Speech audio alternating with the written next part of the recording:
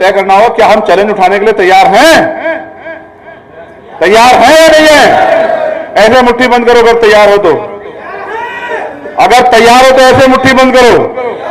और जिनके मन में संकोच बचेगा, मेरा भरोसा है कि अगले 2 महीने के अंदर भीम आर्मी के लोग, आजाद समाज पार्टी के लोग संघर्ष से सारे संकोच खत्म कर देंगे। कैलाश जी और तमाम साथी, राहुल जी और तमाम हमारे पुराने साथी भी यहां बैठे हैं। मेरा आपसे कहना, जिसको बूथ की जिम्मेदारी मिले वो बूथ का काम करे। आपका मुकाबला भारतीय जनता पार्टी से होना और किसी से नहीं होना है, समझ रहे हो? और भारतीय जनता पार्टी के कार्यकर्ता कितने समर्पित है आप जानते हो। उनका मुकाबला करने के लिए आपको उनसे ज्यादा समर्पण अपने अंदर पैदा करना पड़ेगा, उनसे ज्यादा संघर्ष आपको करना पड़ेगा। उन पे साधन है, संसाधन है, उन पे मीडिया है, उन पे मनी है, उन पे नेता है, विधायक हैं, जाति के आधार पर उनके पास नेता है। आपके पास सिर्फ संघर्ष है और संघर्ष का कोई तोड़ नहीं है।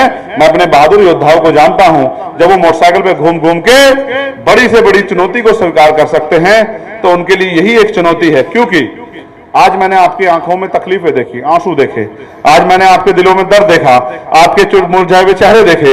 आप मुरझाए हुए चेहरे इसलिए हैं कि आपके क्षेत्र में जुल्म हो रहा है। ये जुल्म तब तक जारी रहेगा जब तक सत्ता परिवर्तन नहीं होगा। सत्ता तब परिवर्तित होगी जब आप अपनी पार्टी को मजबूत कर लोगे, क्योंकि जो अलायंस और जो सरकार या नेता आज हैं वो सत्ता को नहीं हिला सकते।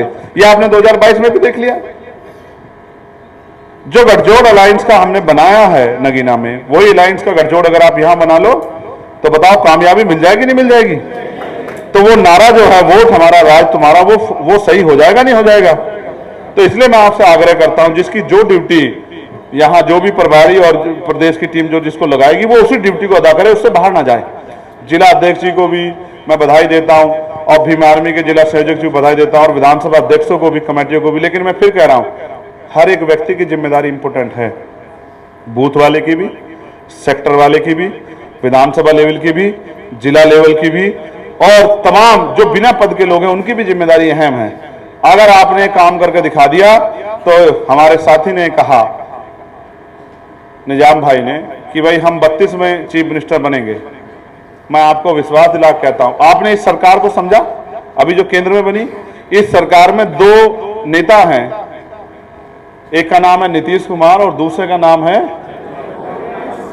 नवीन पटनायक, है चंद्रबाबू नायडू।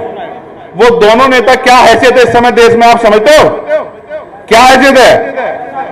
वो चाहे तो दिल्ली की कुर्सी को ऐसे गिरा दे, है या नहीं है? है या नहीं है? तो क्यों कहते हो कि 32 तक जाएगी बात? आप मुझसे लिखवा के ले लो कि 27 में आपके हाथ में ताकत आ रही है, कोई रोक नहीं सकता, कोई नहीं रोक सकता है। क्योंकि जितना मनोबल हमारे लोगों का ऊंचा है, उतना तो सत्ता में बैठे लोगों का मनोबल भी ऊंचा नहीं है। लेकिन ये चंद्रशेखर आजाद भैया की नारे लगाने से काम नहीं चलेगा।